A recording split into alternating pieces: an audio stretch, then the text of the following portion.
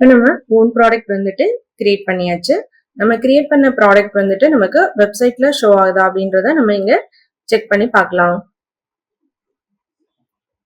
இப்போ நம்ம அந்த டேக் லேபிள் வந்துட்டு இங்க பேஸ்ட் பண்ணோம் அப்படின்னா நமக்கு வெப்சைட்ல அந்த ப்ராடக்ட் வந்துட்டு வியூ ஆகும். இது மாதிரி நம்ம ஓன் ப்ராடக்ட் வந்துட்டு நம்மளோட வெப்சைட்க்கு நம்ம அப்லோட் பண்ணிக்கலாம். அடுத்தது நம்ம ஓன் ப்ராடக்ட்க்கு எப்படி மார்ஜின் வந்துட்டு கிரியேட் பண்றது அப்படின்றத இங்க பார்க்கலாம். அதுக்கு மார்ஜின் மாஸ்டர் அப்படின்ற ஆப்ஷன் வந்துட்டு செலக்ட் பண்ணிக்கிறோம்.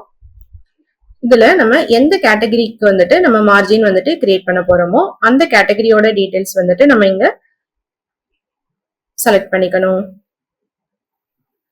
ஃபார் எக்ஸாம்பிள் நம்ம இப்ப கோல்டு ஆர்னமெண்ட்ஸ்ல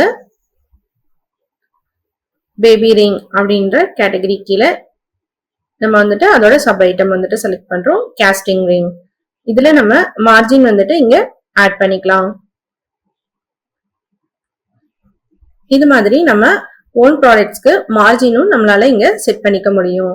இல்ல நம்ம மார்ஜின் வந்துட்டு பெர்சன்டேஜ்ல ஆட் பண்றோம் அப்படின்னாலுமே நம்ம இங்க மார்ஜின் வந்துட்டு பெர்சன்டேஜ்லயும் ஆட் பண்ணிக்கலாம். அதே மாதிரி நம்மளால டச்லயும் ஆட் பண்ண முடியும்.